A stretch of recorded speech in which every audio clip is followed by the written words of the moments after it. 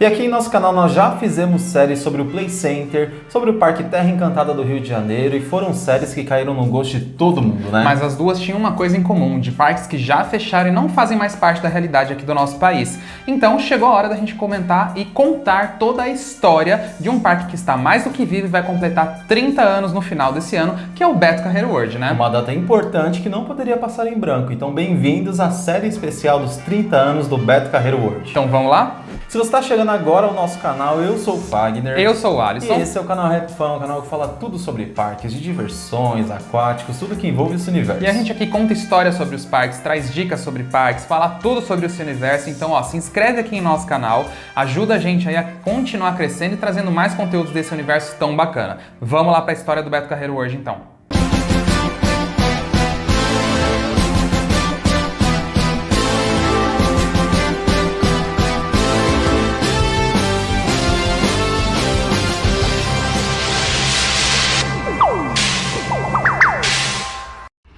E o Parque Beto Carreiro vai completar 30 anos em 28 de dezembro de 2021. E 30 anos tem muita história para contar. Então é aqui que a gente vai contar através de 7 episódios, tá? Então a gente vai contar desde o comecinho, quando começou aquele parque assim minúsculo para virar a grandiosidade que é hoje em dia. Mas não tem como contar a história do parque sem contar a história do seu criador, que foi João Batista Sérgio Murat, o famoso Beto Carreiro. E no ano de 1937, em São José do Rio Preto, no interior de São Paulo, nascia o João Batista Sérgio Murat, que viria a se tornar o Beto Carreiro num futuro um pouco mais distante. E ao longo do seu crescimento, João Batista sempre teve o sonho de ser o Zorro brasileiro, um personagem que fez muito sucesso aqui no Brasil e no mundo também. E pra quem não sabe, Zorro é um personagem que ele protegia os pobres contra os corruptos, então ele fazia essa proteção. E o João Batista também teve muito sonho de trabalhar em um parque de diversão desde pequeno.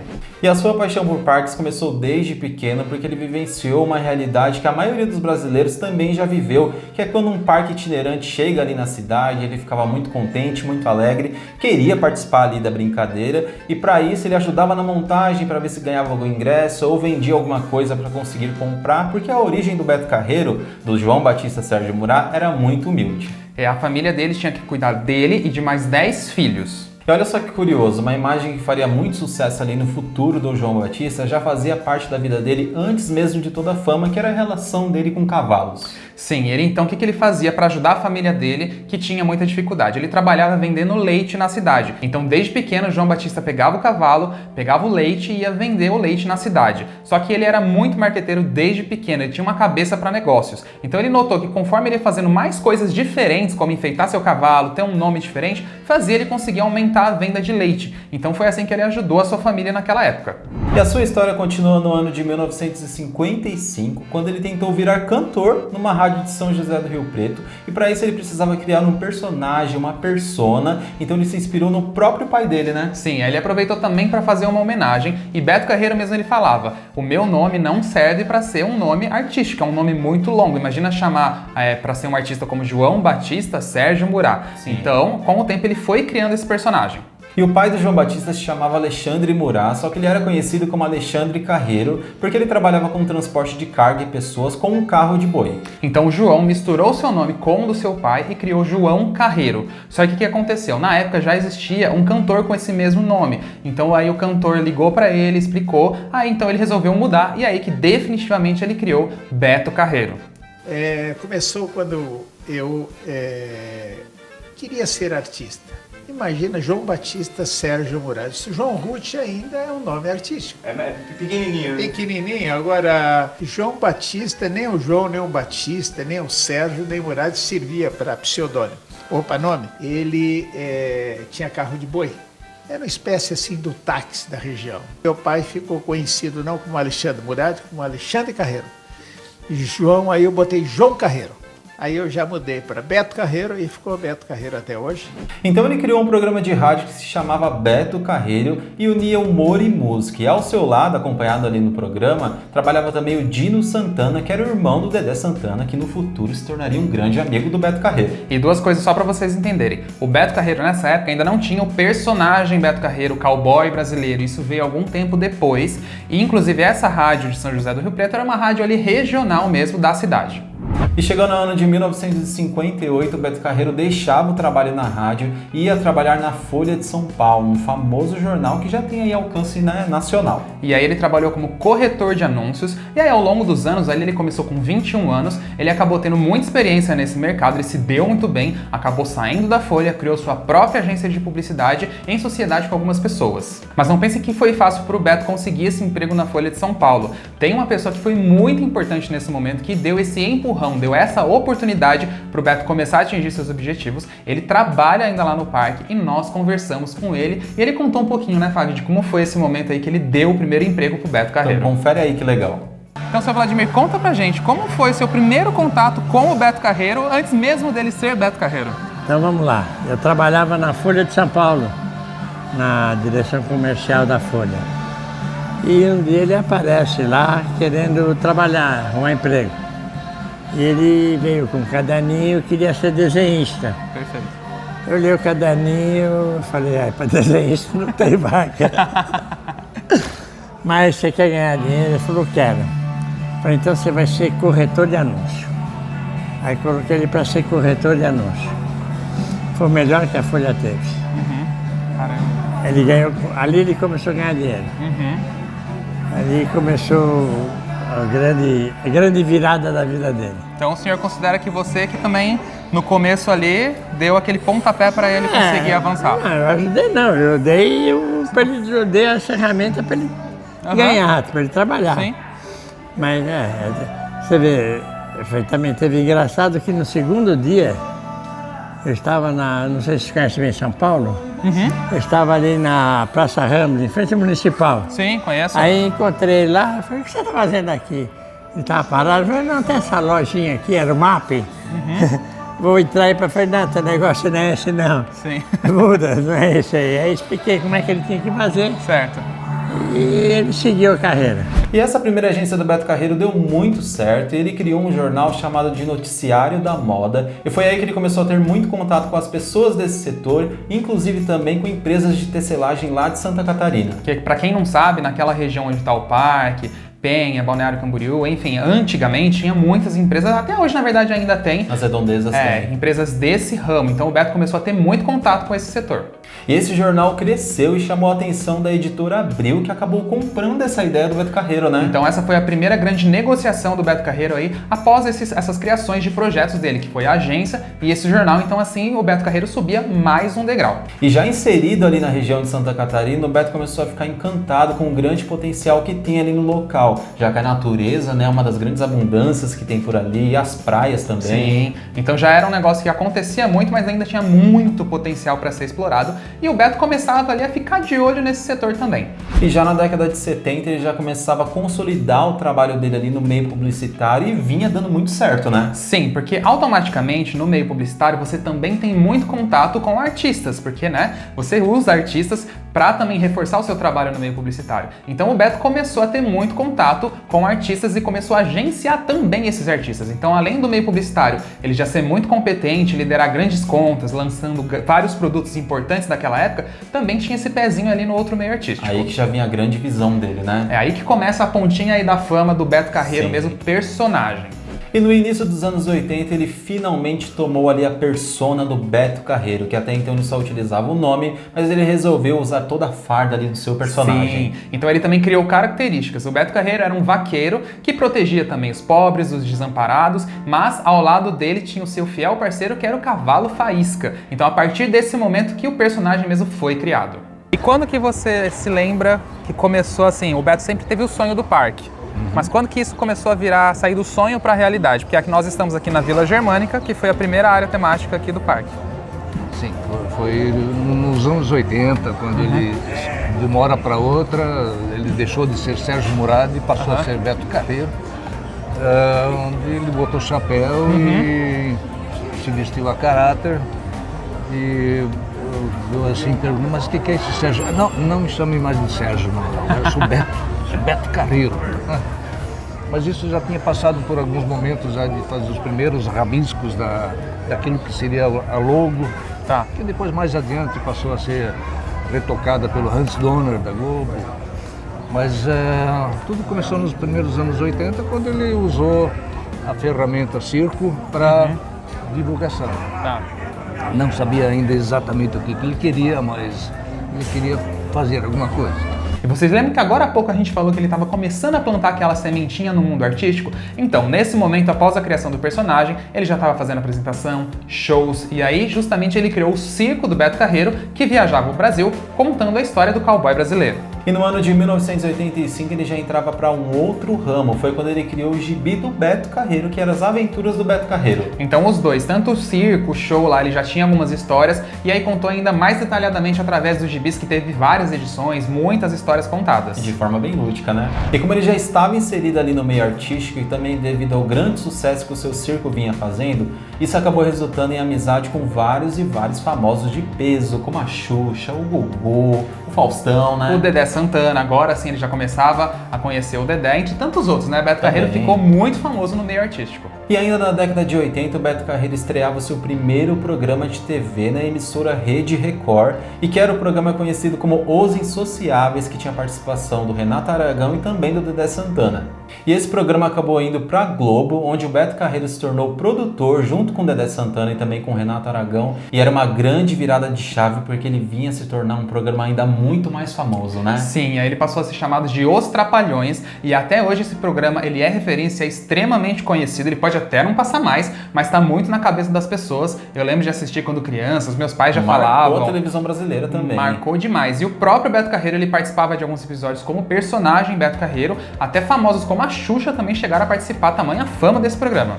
E a principal identidade do Beto Carreiro era aquele estilo de cowboy, um estilo country, né? E isso resultou também num convite para participar de uma novela. Sim, na TV Manchete ele acabou participando como uma caravana lá dentro, tendo esse estilo todo. Então assim, isso é só para mostrar a força que o Beto Carreiro tinha naquela época. Ele participava de diversos programas, seja entrevista, programas de criança também, o próprio Trapalhões que a gente acabou de citar, entre tantos outros. E nesse meio tempo o Beto Carreiro veio se consolidando com seu personagem cada vez mais forte, também no meio publicitário, no meio televisivo, e foi então que ele resolveu viajar lá para os Estados Unidos para tomar boas referências. Sim, ele foi conhecer Orlando na companhia do Didi, o Renato Aragão, e foi aí que Beto Carreiro teve o estalo. Vocês lembram que ele sempre teve a paixão de parques de diversões, mas nesse meio artístico, com o circo, acabou se perdendo um pouquinho. Mas aí, né, gente, a vida tava tudo certo, ele conseguiu ir lá para Orlando e despertou essa paixão novamente. Bom, e vivenciando as experiências lá dos parques de Orlando, da Disney, o Beto Carreiro voltou inspirado a criar o seu próprio parque. Porque ele acreditava que tudo que ele tinha visto lá na Disney, ele acreditava que poderia criar isso aqui no Brasil, então é isso que ele foi atrás. E quando ele explanou essa ideia para amigos e alguns familiares, a ideia não foi muito bem vista, algumas pessoas questionaram que ele estava meio louco, mas ele tinha os pés no chão e queria colocar essa ideia para frente. Então ele foi atrás, por mais que todo mundo falasse para ele não fazer. Mas foi um trabalho muito árduo, porque ele foi tudo bancado por ele. Sim. Ele bancava, tirava, sempre acreditou. Quando todos desacreditavam, ele acreditou e foi e fez. E ele tinha muito disso. Ele acreditava nas coisas. Certo. E fazia. Mesmo na área de publicidade, ele fazia muito disso. Ele pegava uma empresa, ele falava com a pessoa ficava na dúvida e fazia o seguinte: eu vou colocar teu comercial no ar. Tá. Se você não gostar, não paga. Tá. E aí, fazia virar o negócio. Fazia. Perfeito. Fez virar várias empresas. Sim, e aí conseguiu também fazer essa virar, né? Sim. Então, mas é porque ele acreditava. Tinha fé. Isso, muito. A fé dele era muito. Perfeito. E era uma pessoa que para ele todo dia era segunda-feira, né? E o Beto, ele tinha uma ideia muito certeira. Ele sabia que ele tinha que colocar o parque no centro de divulgação de um destino turístico. Então ele começou a procurar. O primeiro lugar que ele foi para São José do Rio Preto, a sua cidade natal. Ele cogitou sim colocar um parque lá, mas devido a ele ter contato com muitos empresários catarinenses por causa do Jornal da Moda, ele acabou se voltando para a região ali de Joinville, justamente porque recebe muita gente da Argentina, do Uruguai, brasileiros também. Então ali tem muitas praias famosas, então ali ele já começava a pensar: vou divulgar esse local como um destino turístico, colocar o meu parque em alguma região por aqui. Mas cidades como Joinville, Balneário Camboriú não tinham grandes terrenos para o tamanho da ideia do Beto. E assim ele partiu para outras cidades procurando também, como Gaspar, né? Pissarras e outras cidades menores ali da região. Mas e aí, como é que foi ali o comecinho, quando ele começou com a ideia de ter o parque? Porque ele sempre teve esse sonho. Sim, Mas você aí viu foi, esse nas sonho. viagens que ele fez para os Estados Unidos, veio, e a gente sempre conversava. E todo mundo chamava ele de louco, mas tudo Sim. bem. E ele foi. Até que o dia que ele um dia perdeu o avião, aqui em Navegantes, que ele tinha um jornal noticiário da moda, ele perdeu o avião aqui, falei, e agora? Pegou um táxi e foi passear.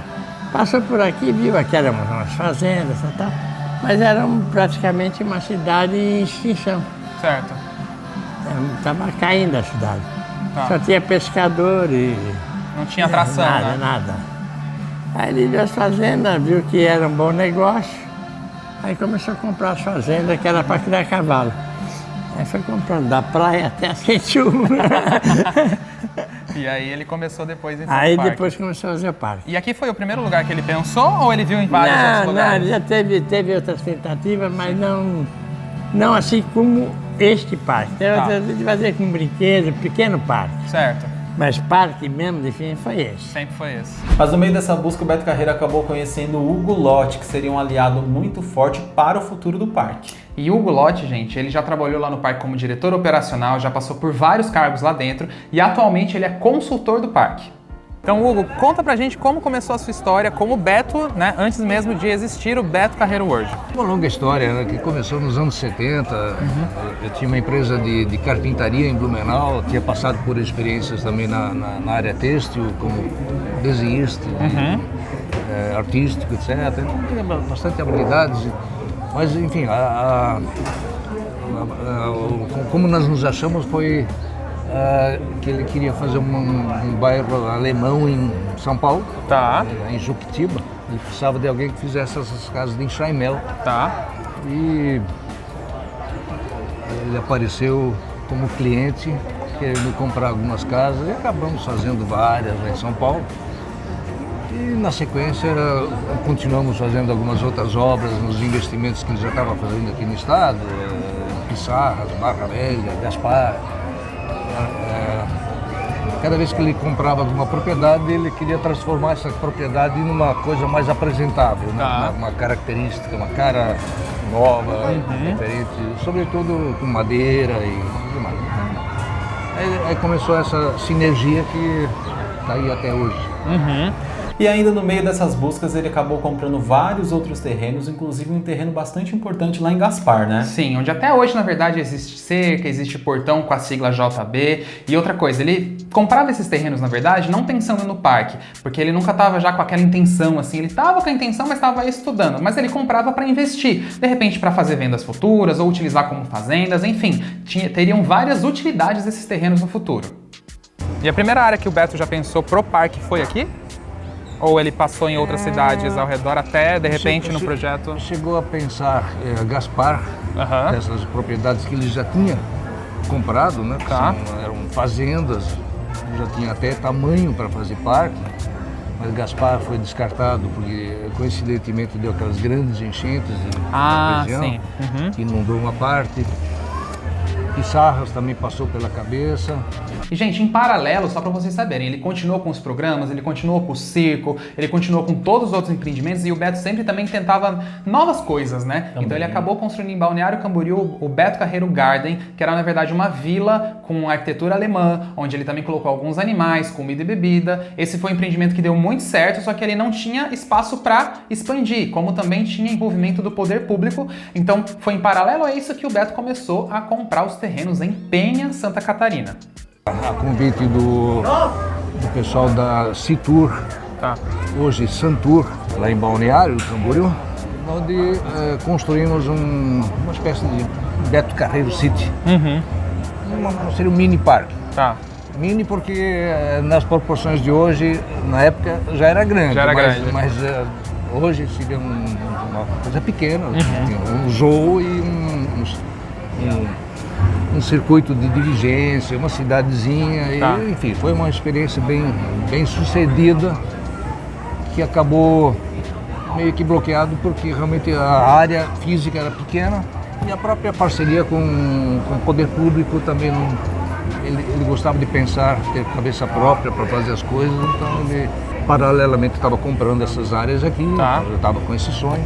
E naquela época a cidade de Penha ainda era muito pequena e tinha somente cerca de 8.000 habitantes. E a cidade vivia praticamente somente para pescaria, né? Exatamente. Então assim, o bom também é que tinha muito espaço para construir parque, tinha terrenos a rodo. E o Beto não tinha só o problema do parque para resolver, ele também estava tentando resolver alguns problemas de gravações. Porque na época tudo era muito custoso, até hoje na verdade ainda, né? Você viajar com equipe e tudo mais. Então ele estava tentando procurar um local mais fixo de gravação. Então o que ele pensou? Em fazer uma cidade cenográfica para conseguir fazer as suas gravações, abrir ela ao mesmo tempo para visitação e assim começar o seu parque, como se fosse a Universal Studios lá no seu início. Então assim o Beto focou ali em Penha para começar a comprar os terrenos, além dos que ele já tinha comprado. Tentativas, protótipos de seriado que ele sonhava fazer. Ele queria ser um personagem cowboy. Mas na época ele até saiu um pouquinho desse Beto Carreiro e passou a ser o Máscara Dourada. Algo assim. Sim. Fez alguns pilotos nessa nossa região de Blumenau, dos interiores, cachoeiras, diligências e coisas, um clima de fazenda, uns episódios pilotos. Mas aí a equipe tinha que sempre vir de São Paulo, do Rio de Janeiro, voos, etc. Logística, né? Aí botaram na cabeça dele, por que não faz uma cidade estúdio em São Paulo, em Juquitiba? Bom, então, opa, boa ideia, vamos fazer. E fez lá, fizemos, né, porque fiz parte dessas construções, entre uma cidade comercial, com turista, enfim. Mas por uns 2 anos foram investimentos fortes lá, nessa tentativa de fazer realmente dali uma cidade cenográfica, mas pudesse ter também visitação. Meio nos moldes da Universal Studios, coisa assim. Mas Juquitiba também chovia muito e era rota de avião. Toda hora atrapalhava as gravações. Portanto, segurou também. Desestimulou um pouco e voltou a atenção para cá. E a escolha da cidade de Penha foi bastante certeira, porque ele analisou também isso, né? A cidade era bastante receptiva, as praias eram muito bonitas e bem próximas ali do terreno do parque, também tinha o aeroporto de Navegantes. E cidades famosas como Balneário Camboriú ali perto e toda a riqueza cultural ali da região de Santa Catarina, que o Beto também foi reforçando ao longo do tempo, então por isso que ele acreditava muito em Penha. Mas quais eram as desvantagens? Desvantagens porque o acesso era ruim, não tinha nenhuma rodovia, era tudo estrada de terra, também não tinha infraestrutura, não tinha hotel para os turistas depois que o parque abrisse, então mesmo assim ele ia ter que resolver muita coisa, né? Era tudo bem difícil naquele início. A gente vai colocar uma imagem aí para vocês verem de como era a cidade de Penha naquela época, especificamente onde hoje está instalado o Beto.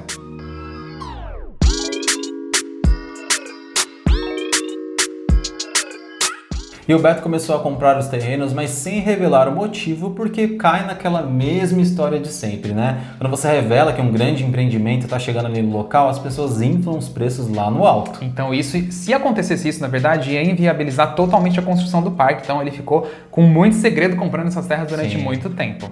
Então com isso e aos poucos, o Beto Carreiro então começava a construção do seu parque lá na cidade. Mas aí se engana quem pensa que o Beto já começou um parque gigante, cheio de coisa, que nada, gente. Ele começou minúsculo e nem chão assim concretado tinha, era tudo na terra, na brita. Então no dia 28 de dezembro de 1991, o Beto Carreiro World era inaugurado lá na cidade de Penha, em Santa Catarina. Mas antes da gente falar como o parque inaugurou, gente, a gente sabe que muita gente guarda muito vídeo, guarda muita foto do parque de antigamente, e a gente tem também parceria aqui que ajudou muito a gente nesse roteiro, na verdade da série inteira, que é o Instagram Memórias Beto Carreiro, que posta fotos antigas do parque. E a gente quer também, gente, essas coisas antigas. Manda pra gente, né, Fag? Por favor. Eu sei que as pessoas têm muitas e muitas recordações do parque, afinal são 30 anos de história aí, então a gente quer recordar isso com vocês. Então, manda pra gente que a gente vai utilizar nessa série e também postar em nossas redes sociais, tá bom? Então também se inscreve aqui em nosso canal.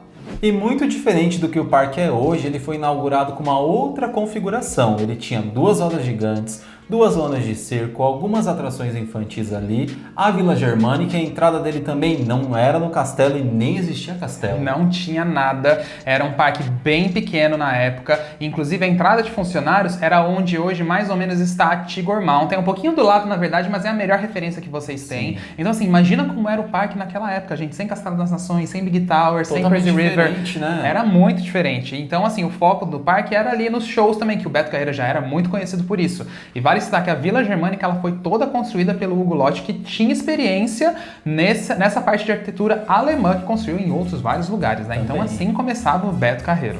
Onde então, com os recursos que ainda tinham na época, conseguimos fazer essa Vila Germânica, que fazia parte de um master plan mais ousado, né? Com todo um sistema de vilas, de áreas temáticas, um pouco nos moldes da época assim.